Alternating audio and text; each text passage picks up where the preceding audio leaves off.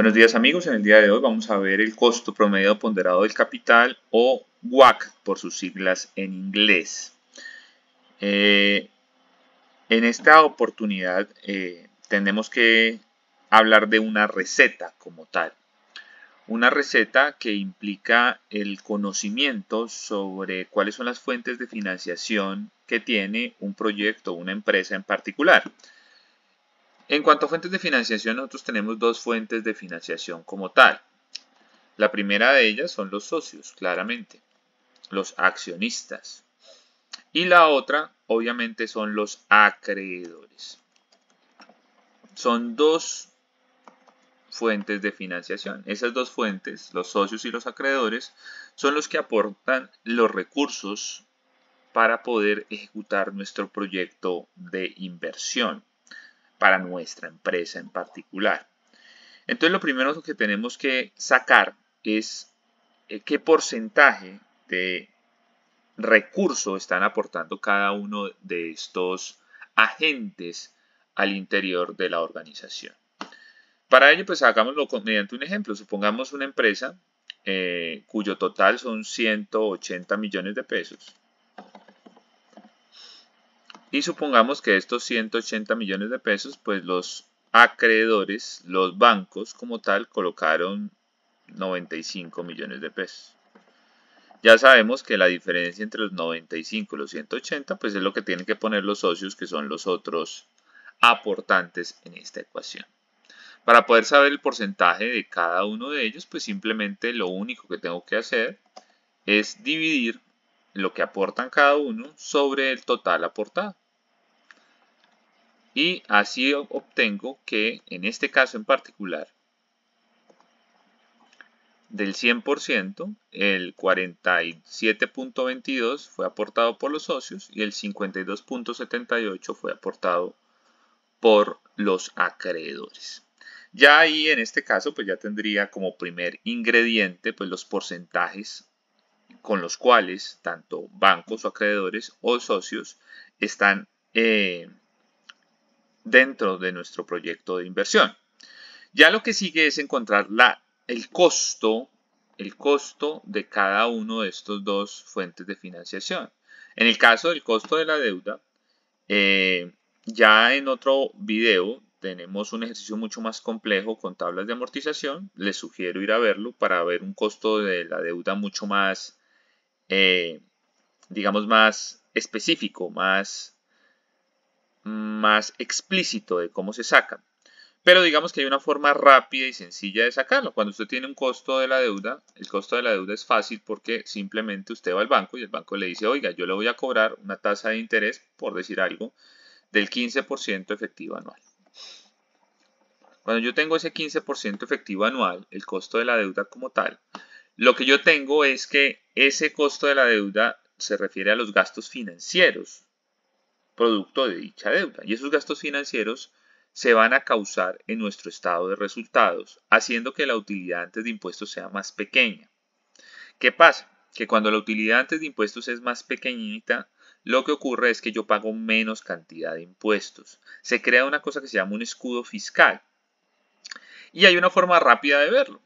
La forma rápida de verlo, pues simplemente es coger los gastos financieros, en este caso esta tasa, y multiplicarlo por 1 menos la tasa de impuestos. En este caso el 35% son los impuestos que se pagan en Colombia.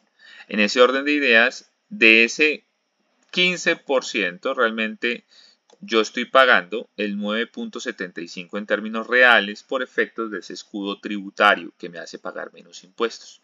Y ya tendría entonces mi segundo elemento para poder jugar, digamos, a crear el costo promedio ponderado de capital, que es el costo neto, obviamente, de los acreedores, en este caso, este de acá. Nos faltaría el costo de los accionistas. Esos costos de los accionistas o de los socios se puede sacar de dos formas.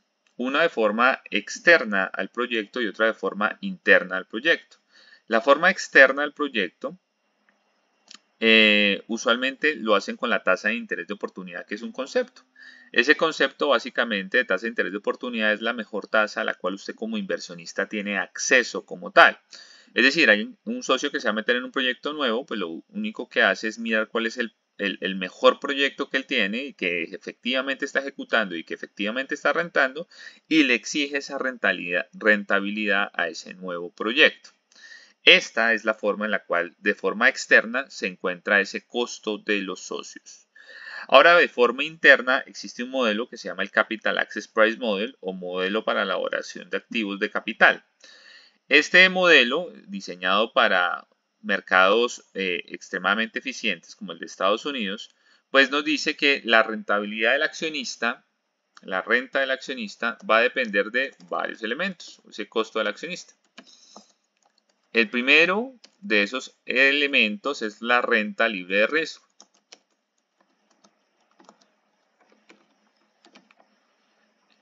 ¿Esa renta libre de riesgo qué es? Esa renta libre de riesgo es la rentabilidad que no tiene ningún riesgo como tal. Para este modelo en particular se toman los bonos del Tesoro de los Estados Unidos. Es como la forma más sencilla y simple de sacar este dato.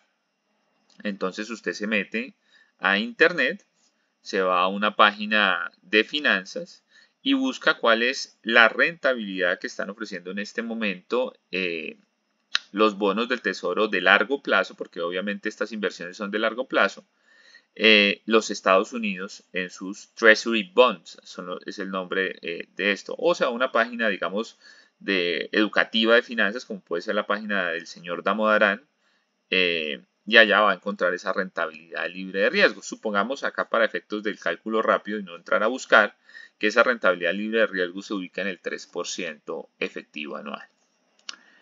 El otro elemento que buscamos acá es la rentabilidad del mercado. La renta del mercado la sacan de un indicador bursátil, un índice bursátil, que representa cómo se comporta el mercado. Esa rentabilidad bursátil lo puedes sacar, por ejemplo, del Standard & Poor's 500, que es el cómo rentan las 500 empresas más importantes de los Estados Unidos, o el Dow Jones, o etcétera, etcétera. Usted toma un indicador bursátil y mira cómo se ha comportado en términos efectivo anual, en términos de la rentabilidad. Obviamente, la derecha no es coger lo que pasó en el último año, sino coger espacios más amplios de tiempo y promediar. Y supongamos pues que esa rentabilidad del mercado promedio de los Estados Unidos en los últimos 15 años, pues está por el orden del 10% efectivo anual. ¿Qué tenemos aquí? Oiga, pues tenemos que el mercado, por ser el mercado, te da una rentabilidad por tener un riesgo claramente del 10%, mientras que el Estado, el gobierno de los Estados Unidos, pues te da un 3% porque ellos en teoría no tienen ningún riesgo como tal. El modelo del Capital Access Price Model también genera otro indicador que es un beta. Ese beta es una covarianza ajustada y es un número. Esto es un tema estadístico, pero ya muchas páginas, pues obviamente por cada una de las industrias que hay en el país, pues sacan un beta asociado, digamos, a cada una de esas industrias. Entonces tenemos un beta, por ejemplo, para la industria de los vehículos, para la industria de los alimentos, para la industria de la diversión, etcétera, etcétera. Y cada beta básicamente lo que te muestra es qué tan riesgoso eres con respecto al mercado. Si el beta es igual a 1, significa que tú te mueves exactamente lo mismo que el mercado y tienes el mismo riesgo del mercado. Si el beta es menor a 1, pues tú tienes un menor riesgo que el mercado en general. Y si el beta es mayor a 1, tú tienes un riesgo mayor que el mercado y por eso debes cancelar una mayor, digamos, rentabilidad. Debes pagar una mayor renta a tu accionista porque estaba incurriendo en un mayor riesgo. Supongamos en este caso que tenemos un beta del 1.5%. Ya tenemos nuestros elementos para nuestro modelo de Capital Access Price Model, que nos dice ese modelo SAPM que SRS, lo llaman ahí, rentabilidad del stock, va a ser igual a la rentabilidad libre del riesgo, ¿cierto? Más el beta que multiplica la diferencia entre lo que paga el mercado menos la libre de riesgo, es decir, ese 7%. Y ahí pues nos da, digamos, una rentabilidad en este caso del 13.5%. Ojo al dato, si el beta fuera 1, pues ¿qué tendría que dar? Tendría que dar el 10%. es decir, lo mismo que da el mercado. Si el beta fuera menor, es decir, menos riesgoso que el mercado en general, pues tendría que dar el 6.5%. Pero lo hemos estimado en el 1.5% y en ese orden de ideas, la rentabilidad del accionista es del 13.5%. Ojo con este modelo porque este modelo no está ajustado para mercados emergentes, como es el caso colombiano. En este caso en particular debemos sumarle otro elemento a esta rentabilidad libre, a esta rentabilidad del accionista, que es el riesgo país. Ese riesgo país básicamente lo sacan de la diferencia entre los bonos del tesoro de ambos países. Y lo que nos está diciendo ese riesgo país es, bueno, qué tan riesgoso es el país, invertir en ese país en comparación a invertir a Estados Unidos. Entonces supongamos un riesgo país del 4%. Ese riesgo país a veces está expresado en puntos básicos, ¿no? Y dice, oiga, es que el riesgo país es de 400 puntos básicos. 100 puntos básicos corresponden a un 1%. ¿Qué hacemos al final? Pues simplemente cogemos que el costo del accionista va a ser la suma de la rentabilidad que sacamos mediante el Capital Access Price Model y le sumamos el efecto del riesgo país. Y así obtenemos, digamos, nuestro tercer elemento en esta receta, que es el costo de los socios o accionistas. Y así, ya al tener tanto cada una de las proporciones que invirtieron cada uno de los agentes que inyectan recurso financiero al proyecto, y también sus costos derivados, uno desde el punto de vista interno y otro, digamos, desde el punto de vista de lo que nos dijo el banco que nos iba a cobrar, teniendo en cuenta el escudo tributario, pues simplemente hacemos un promedio ponderado. ¿Qué es el promedio ponderado? Hombre, muy sencillo, simplemente multiplico lo que aporta cada uno por el costo de cada uno y sumo dichos resultados. Y ahí obtengo una tasa conjunta del 13.41. Este sería nuestro costo del proyecto como tal, del costo promedio ponderado del capital, o también llamado WACC. Esta sería nuestra tasa, nuestro resultado. ¿Para qué nos sirve esta tasa? Esta tasa nos sirve para poder tomar decisiones, de evaluación de un proyecto. Esta sería la tasa que utilizaríamos como tasa de descuento para poder sacar el valor presente neto, la tasa interna de retorno modificada. Digamos, todos estos elementos lo podemos desarrollar a través de esta tasa como tal.